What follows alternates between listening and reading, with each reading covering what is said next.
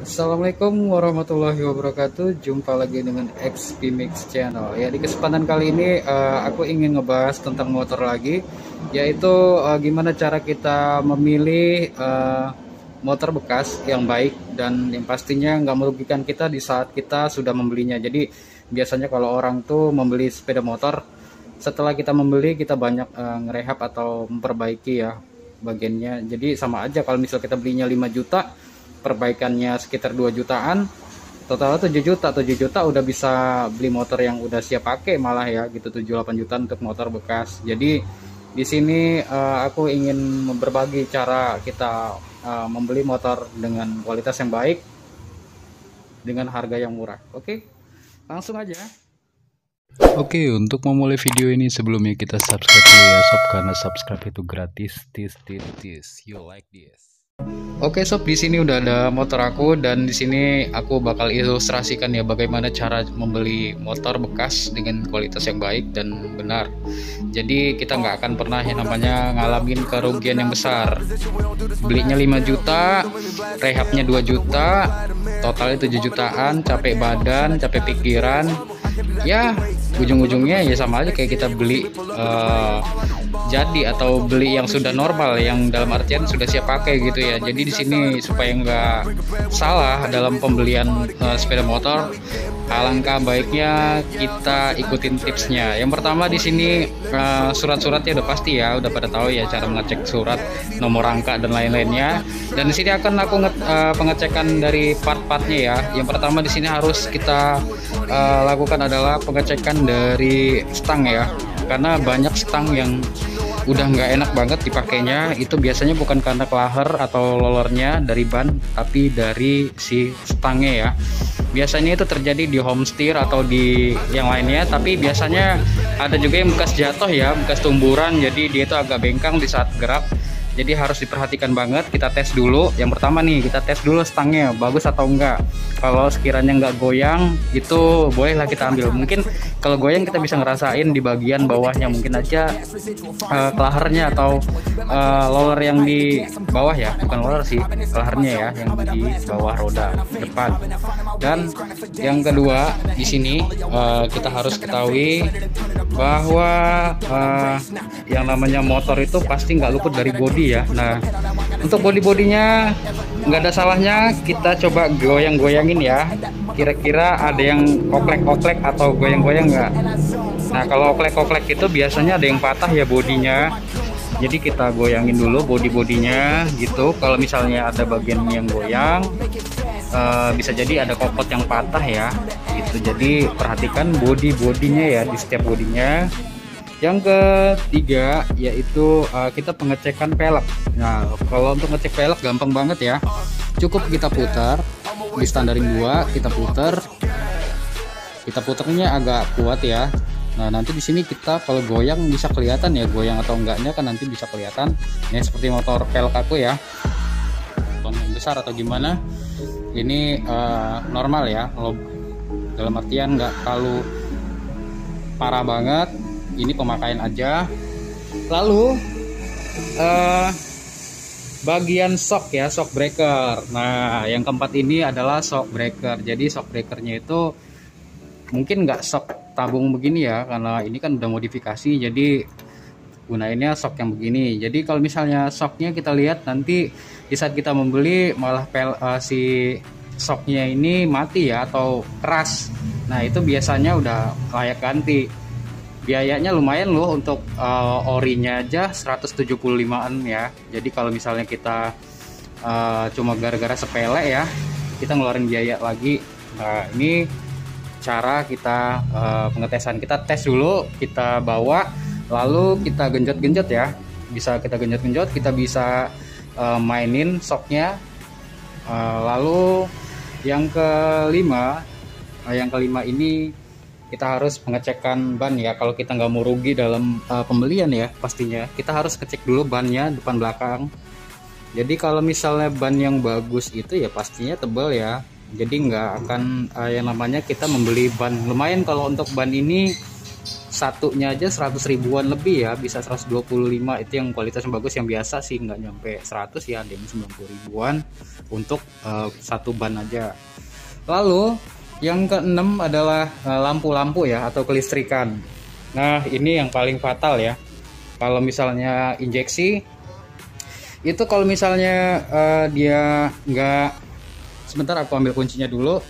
Kalau misalnya dia nggak sempurna injeksinya, dia bakal mati terus motornya.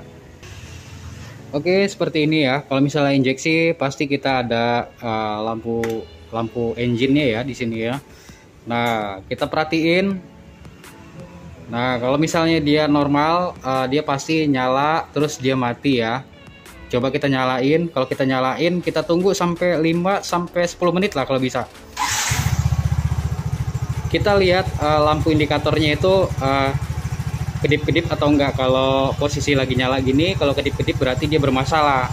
Tapi kalau enggak kedip-kedip, dia enggak bermasalah ya injeksinya. Jadi harus diperhatiin banget, karena ini rentan banget. Jika injeksi rusak, maka motor itu bakal mengalami mogok atau mati ya. Jadi ini banyak yang salah artiin ya, karena banyak yang mengabaikan gitu. Jadi kalau misalnya lampu indikator ini kedap-kedip, itu berakibatnya fatal ya jika dibiarkan begitu lama. Jadi harus kita perhatiin. Lihat punya aku di sini, lampu indikator injeksinya tidak menyala ya, normal ya. Lalu kita cek ke-7, kita cek lampu-lampunya ya. Kita mulai dari sen.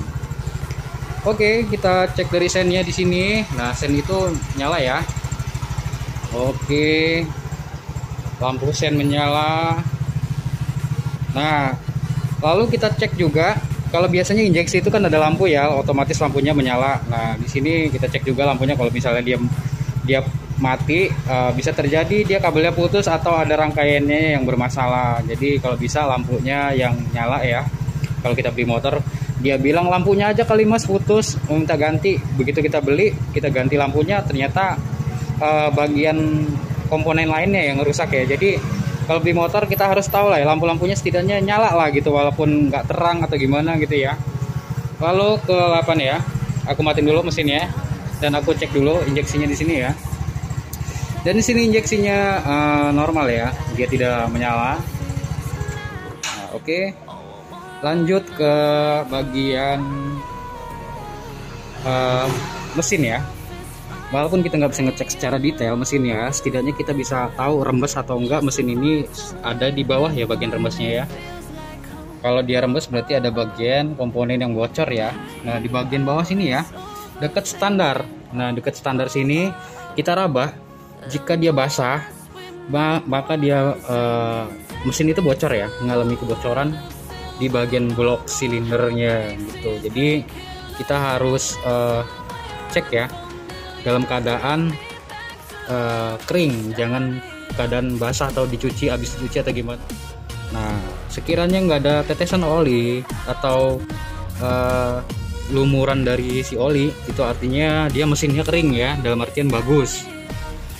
Bagian dekat CVT juga bawahnya boleh kita raba, karena di sini bagiannya ada oli juga ya, sebagian sekelilingnya juga. Nah soalnya kalau mesinnya atau bloknya rusak, itu biayanya mahal banget ya pastinya. Lalu kita cek untuk ini ya, untuk pengecekan lebihnya kita cek klakson apa nyala. Itu ngecek aki biasanya ya, kalau suaranya terang banget biasanya aki ya. Nah oke. Lalu di sini cobain ya switch-switchnya, semua lampu jauh, lampu dekat itu dicobain. Terus starternya kita coba juga starternya. Kalau starter yang terawat itu biasanya dia saat kita kebawahin ya, kita injak, kita kebawahin, dia bakal naik ke atas otomatis sendiri. Biasanya kalau nggak naik sendiri berarti seret ya, bagian sininya berarti ada kerusakan. Jadi ini sepele sih kelihatannya. Coba kita injek ya. Nah di saat aku injak, dia kembali lagi ke semula ya. Jadi nggak ke bawah begini gitu loh. Saat injak cuma begini terus kita tarik begini. Nah itu berarti tandanya pernya ada yang rusak ya bagian sini. entah komponen yang lain, kita nggak tahu kan. Oke, lalu kita coba untuk nyalain mesin ya. Nyalain mesin, kita cek apakah dia keluar asap atau enggak.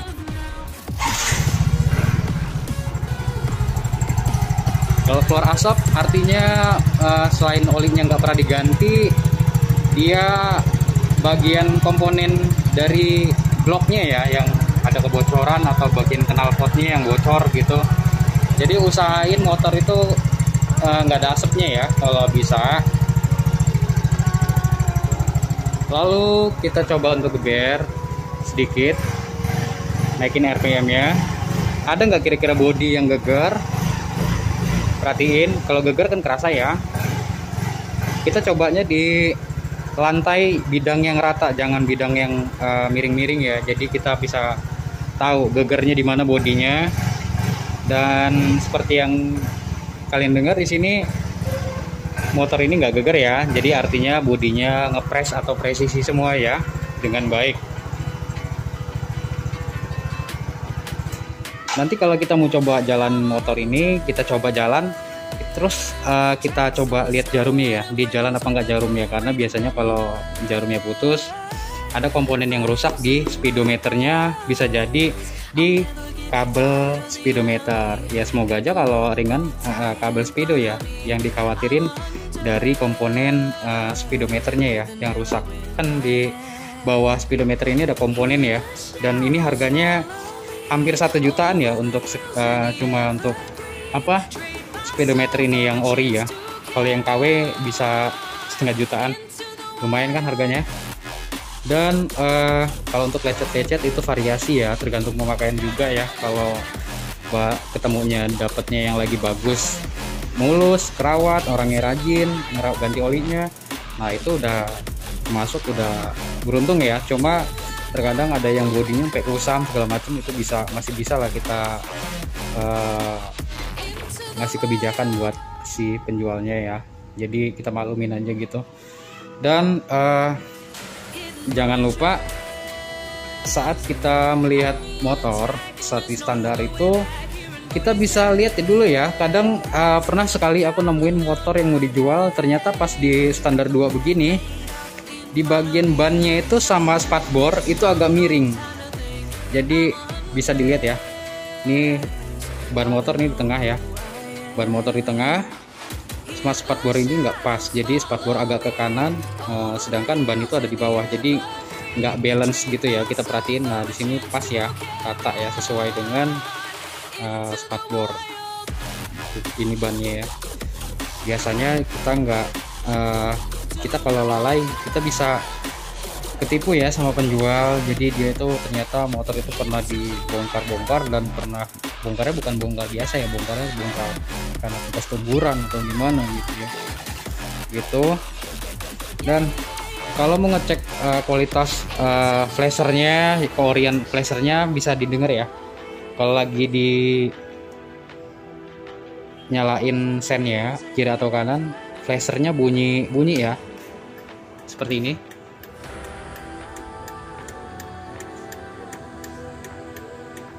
Oke, bunyi tak tak tak tak. Nah itu flashernya masih ori ya. Bedanya kalau yang ori itu dia stabil ya untuk kedipnya.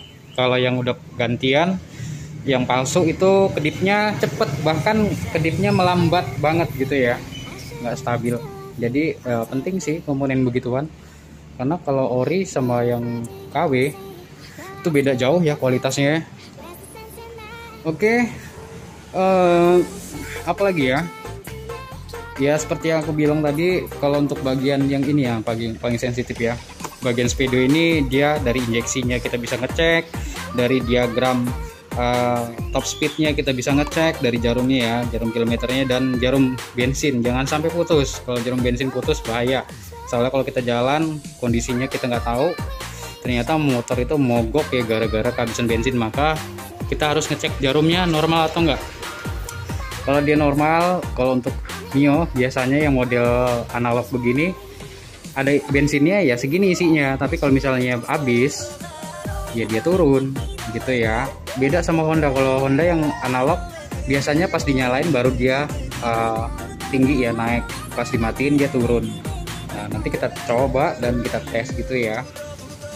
Oke, mungkin sampai di situ aja tips dan triknya gimana cara kita memilih atau mencoba untuk mengecek motor yang bakal kita beli atau kita pinang nanti, supaya kita nggak ada kesalahan di saat kita membeli. Jadi kalau ada motor Beat harganya 5 juta, tahunnya muda, itu patut dicurigain ya, bukan karena dia bohong lah. Kalau misalnya kita harganya Beat misalnya tahun muda 2014 gitu, harganya 5 juta, itu nggak mungkin kalau nggak ada apa-apanya, pasti ya ada apa-apanya ya. Makanya kita cek dulu kebenarannya, kenapa dia jual 5 juta, apa memang dia butuh duit atau memang ada apa-apanya atau bekas tumburan sehingga diservis. Karena yang namanya stang bekas tumburan itu sekalipun kita presisiin itu nggak bakal enak, rasanya agak kaku gitu, pas kita nikung juga agak matah gitu. Nah itu bahaya banget, itu yang paling sensitif pokoknya bagian depan inilah ya. Lalu di sini juga CVT ya, CVT aku lupa ngejelasin. Kalau CVT yang bagus itu saat mesin nyala di RPM rendah, dia nggak akan pernah yang namanya berisik ya, jadi halus banget, nggak ada suaranya, nyaris nggak ada suaranya, hanya suara mesin aja yang suara mesin dan knalpot aja yang bersuara, sedangkan suara CVT itu nggak bersuara ya, senyap gitu. Jadi kalau suara CVT-nya rusak itu artinya bagian roller, bagian pulinya atau bagian fan wheel-nya yang bermasalah. Jadi aku nggak tahu, yang jelas bagian komponen ini jangan sampai ada yang rusak untuk membeli motor bekas, karena biayanya mahal banget, kita nggak bisa nyepelin kan. Oke, mungkin sampai di sini aja ya sob, cara gimana kita mengecek saat membeli motor bekas. Oke, thank you, semoga bermanfaat buat kalian semua. Jangan lupa subscribe ya sob, untuk membangun channel ini lebih baik lagi, supaya aku juga tambah semangat pastinya ya. Oke, thank you. Assalamualaikum warahmatullahi wabarakatuh.